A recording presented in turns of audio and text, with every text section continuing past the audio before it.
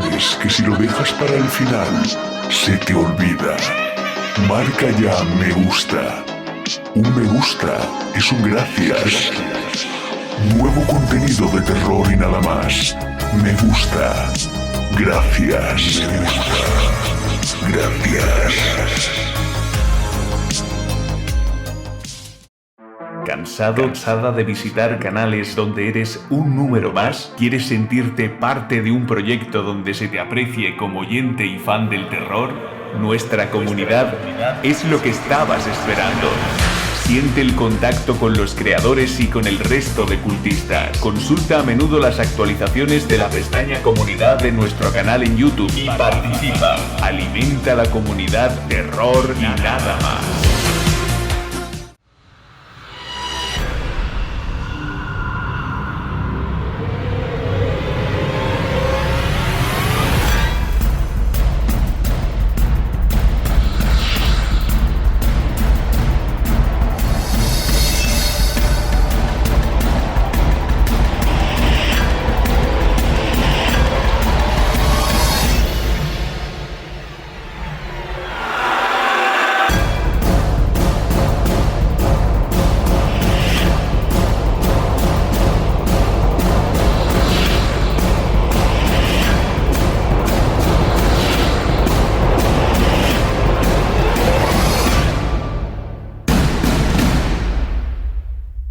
Y el cuervo dijo: nunca más. Edgar Allan Poe.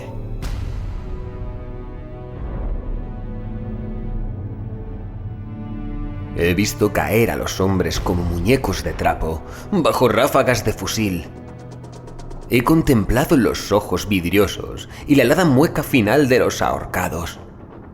La sangre de la guillotina ha salpicado varias veces mi insana curiosidad. Un cuerpo que cae, una respiración que se rompe, e incluso el golpe seco, terrible, de la cabeza seccionada. Son espectáculos que, al igual que ocurre con las representaciones teatrales, pueden ser presenciados con cierto distanciamiento, como si aquellas muertes, a fin de cuentas, no tuvieran nada que ver con nosotros. Esto ocurre porque en esa clase de ejecuciones conocemos el guión de antemano. Sabemos lo que va a pasar.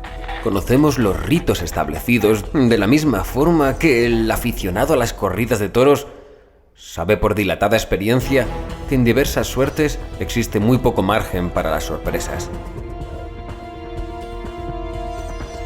Pero también he asistido a una ejecución en la cámara de gas y puedo asegurar que por nada del mundo volvería a repetir la experiencia. Nunca más, porque fue ahí y solo así, ante el cristal que nos separaba del condenado, donde contemplé el verdadero, el imprevisible, el espantoso rostro de la muerte. Mi condición de escritor y ciertas influencias de las altas esferas me permitieron asistir el lunes, 22 de octubre de 1979, al horror que desde entonces siembra mis noches de sobresaltos y pesadillas. Yo era uno de los 14 testigos que presenciaron la ejecución de J.B. con vista de asesinato desde una habitación contigua. Es preferible que vayas en ayunas. Me aconsejaron. No se te ocurra tomar ni una taza de café. Pero yo tenía mis propias teorías y decidí que, aunque fueran las 4 de la madrugada, era mejor atiborrarse con un buen desayuno. No era la primera vez que iba a ver morir a un ser humano. En anteriores ocasiones, la coartada gastronómica había dado muy buenos resultados, ya que la fisiología de la digestión siempre me ha producido el inestimable beneficio de adormecerme la conciencia.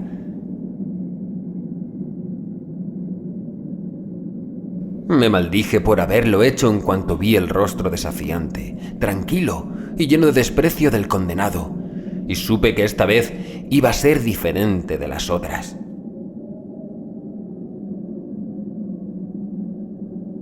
Nadie había logrado dormir esa noche en la prisión de Carson City. Escuché una cadena de murmullos ininteligibles, amenazadores, procedían de las celdas, mientras caminaba junto con los otros testigos por los corredores salpicados de barrotes que conducían a la cámara de gas. Alguien gritó: ¡Asesinos! Y los ecos de ese grito resonaron largamente en mi cerebro como una inesperada acusación. Reconocí entonces, bien a mi pesar, que no era inocente, que mis manos no estaban limpias, desde el momento en el que me prestaba a representar el papel de testigo, y empecé a sentir vergüenza de mí mismo. ¿Qué diferencia había en realidad entre el ejecutor y el testigo de un acto tan execrable como quitar la vida, fríamente, legalmente, a un ser humano? Confieso que nunca me había planteado estos problemas, tal vez porque nunca tuve ocasión de estar físicamente tan cerca de las víctimas. La ejecución estaba empezando a tomar matices sumamente desagradables, incluso antes de que comenzara. Pero fue, como digo, al ver el rostro del condenado, cuando supe que una oscura sombra iba a entenebrecer mi vida durante mucho tiempo. Paradójicamente, ver en la cara de un semejante que va a morir las señales del terror resulta reconfortante, porque el miedo de la víctima nos facilita la justificación de lo injustificable. Es como si de alguna forma reconociéramos en ese terror a morir la consecuencia lógica de un justificado sentimiento de culpabilidad por parte de la víctima, y se nos hace entonces evidente el cómodo axioma de quien haya hecho algo malo debe pagarlo, aunque sea el monstruoso precio de la propia vida. Pero había algo raro en el rostro de JB, que no encajaba en el juego, y ese algo era sencillamente que no mostraba miedo.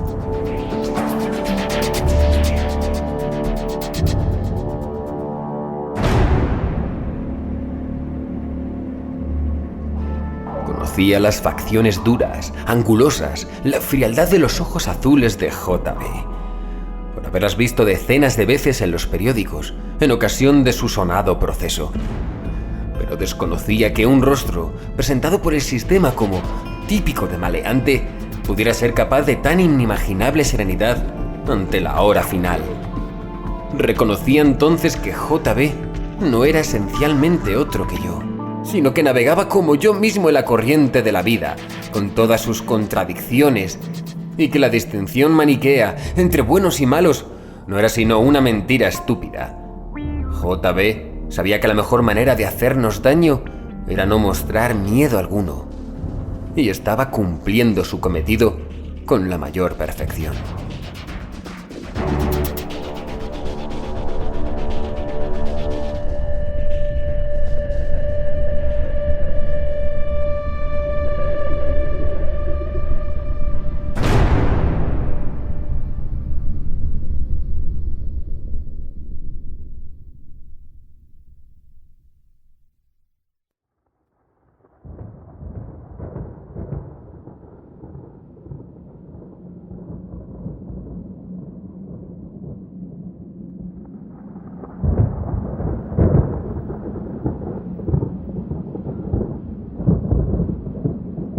Entró en la cámara de gas con una sonrisa.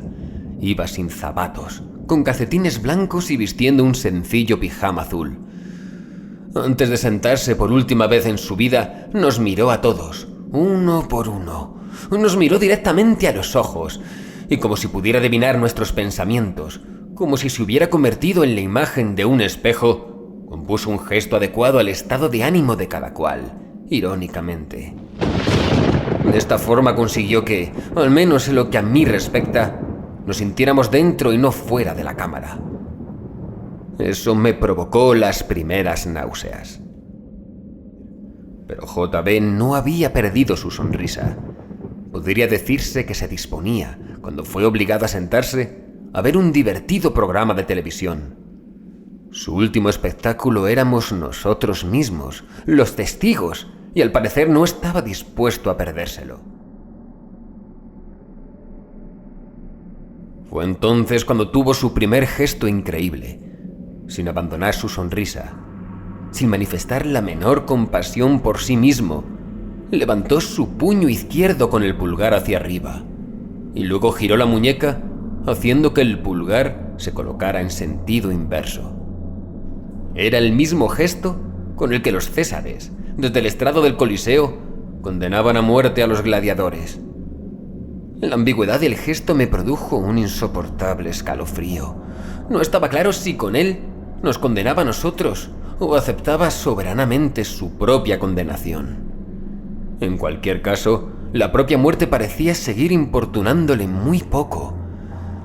La lentitud del proceso mortal, característica de las ejecuciones en las cámaras de gas, nos iba a permitir conocer si esa indiferencia era real o fingida, si JB sería capaz de aguantar el tipo hasta el final.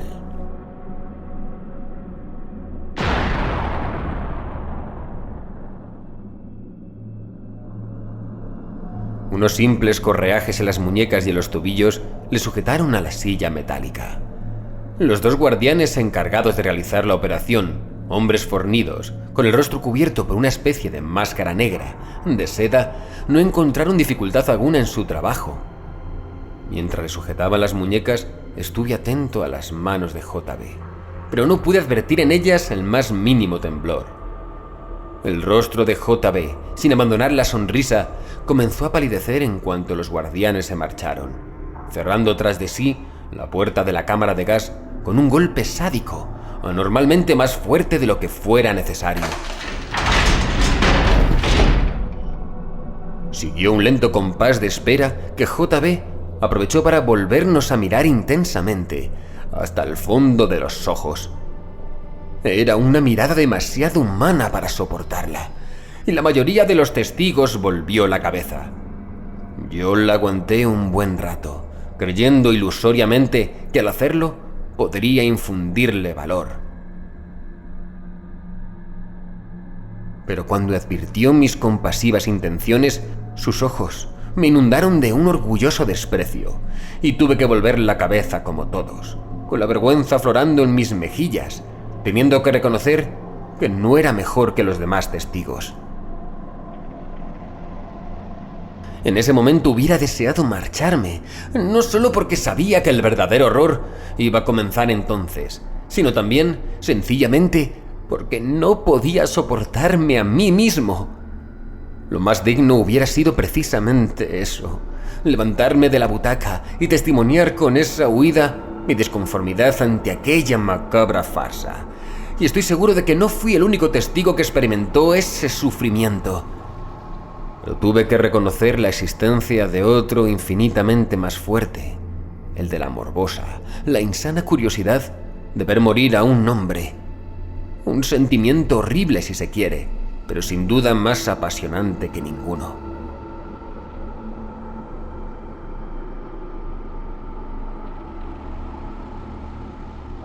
Sabía cómo iba a funcionar el hipócrita mecanismo. 3 funcionarios de la prisión, desde un lugar que permanecía oculto, tanto a las miradas de los testigos como a la del condenado, pulsarían otros tantos botones, aunque solo uno de ellos accionaría en realidad el dispositivo.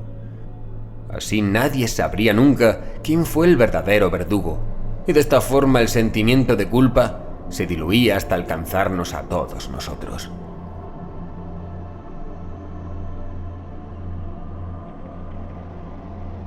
El mecanismo estaba concebido de tal manera que al ser accionado dejaba caer varias pastillas de cianuro potásico en un recipiente con ácido sulfúrico, colocado justamente delante de las narices de JB. Vimos con toda claridad cómo caían 7 gruesas pastillas blancas dentro de un recipiente, y vimos que el ácido iniciaba una furiosa ebullición y que el humo blanquecino, denso, comenzaba a desprenderse en el interior de la cámara.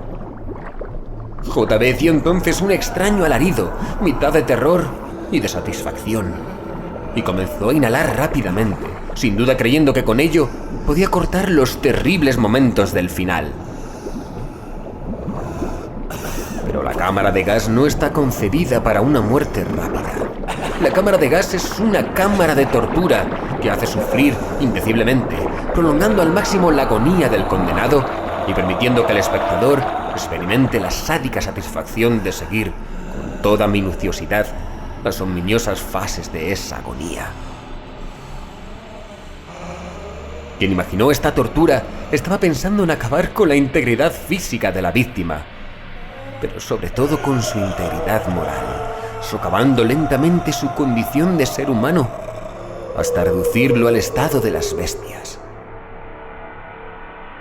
Probablemente JB intuía esta realidad, y a ello se debía que desde el primer momento hubiera adoptado esa actitud orgullosamente digna y despreciativa que nos había sobrecogido. Y, por lo que pudimos ver, estaba dispuesta a seguir manteniendo tal postura hasta donde le fuera posible. Tenía los ojos excesivamente abiertos, casi desorbitados, y comenzó a resollar, dando muestras de una insufrible angustia fisiológica. Pero sus ojos conservaban en toda su integridad el brillo de su altivez. El gas proseguía lentamente su insidiosa labor, y no tardamos en ver su rostro cada vez más rojizo, como si la sangre quisiera escapársele de las venas. Volvió a gritar de nuevo varias veces, pero ahora eran puros alaridos desesperados, probablemente proferidos de una manera refleja, orgánica, aún en contra de su propia voluntad. Y hasta ese momento, su espantosa lucidez no le había abandonado ni un solo segundo. Sin embargo, la acción del gas tuvo para JB algunos instantes de clemencia, ya que en varias ocasiones vimos que su cabeza se caía durante unos momentos de obnubilación, para levantarse de nuevo, despertada por el imperativo horror de lo que le estaba sucediendo. Le vimos contraerse con tanta fuerza que consiguió soltar la correa de su mano derecha. Confieso que sentí un pánico cerval pensando en la improbable posibilidad de que lograra desasirse del todo, romper el cristal con furia y abalanzarse sobre todos nosotros. ¿Qué hubiera sucedido entonces? Probablemente lo hubiera rematado a tiros allí mismo, como a una bestia. Pero no fue eso lo que ocurrió, sino que al comprobarse que había roto la cadena, un nuevo montón de pastillas, tal vez 15 o 20, cayeron sobre el ácido.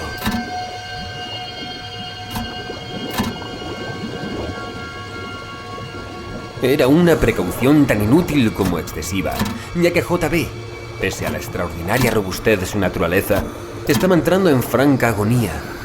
Su mano libre, mostrando una horrorosa crispación, manoteaba inútilmente como queriendo espantar, en el último esfuerzo, al fantasma de la muerte. Por la comisura de sus labios comenzó a desprenderse la saliva, y la lengua enorme, cárdena, seca, asomó hasta quedar apoyada en el labio inferior. Los ojos enrojecidos, entreabiertos, comenzaron a manar abundantes lágrimas, y aunque no podía oírle, porque su voz era ya muy débil, entendimos por los acompasados movimientos de su rostro que estaba sollozando. A mi lado, uno de los testigos perdió el conocimiento. Otro tamborileaba nerviosamente con los dedos en los brazos de su butaca, y casi todos estábamos pálidos, deseando que el macabro espectáculo terminara cuanto antes. Pero también advertí un rostro sonrosado, sonriente, de ojos duros como cristales, cuya inequívoca sonrisa mostraba bien a las claras la naturaleza de su profunda satisfacción.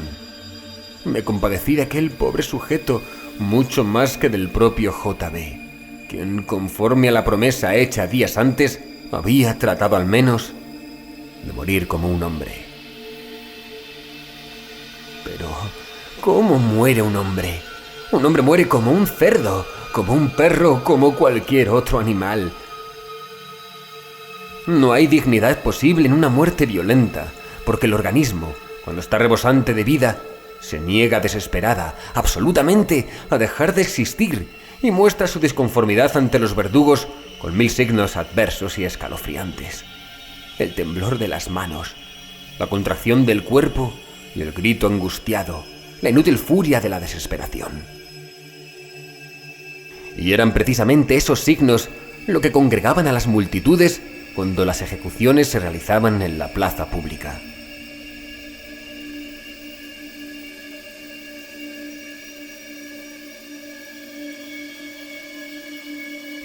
Semejantes reflexiones me embargaban el ánimo cuando creía que ya no quedaba nada por ver. Pero la cámara de gas es una caja de sorpresas macabras. Todos creíamos que JB había entrado ya en las últimas, pero entonces le vimos abrir los ojos, mientras respiraba a un ritmo alocado, y levantar el puño derecho hacia donde estábamos, como si quisiera descargar en nosotros sus últimas fuerzas. Y volví a escuchar de sus labios convulsionados, a pesar del obstáculo que constituía el grueso cristal, el mismo grito con que fuimos recibidos al entrar en la prisión de Carson City. Luego cayó desplomado, con la barbilla hundida en el pecho, y sus pantalones se humedecieron más y más hasta que las gotas de orín llegaron al suelo.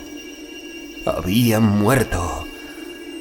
Entonces vomité, como vomito nuevamente cada vez que lo recuerdo.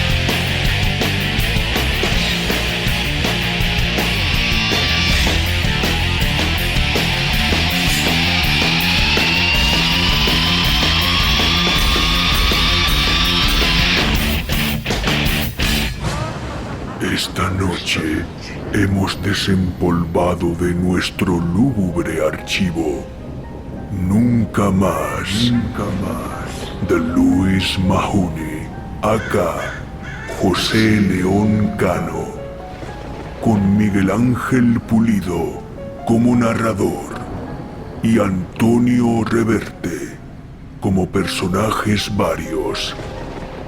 Dirección, montaje y remasterización, Miguel Ángel Pulido.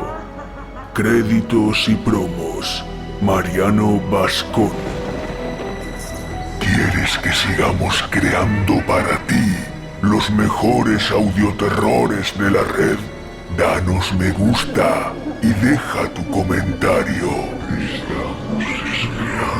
Terror y nada más.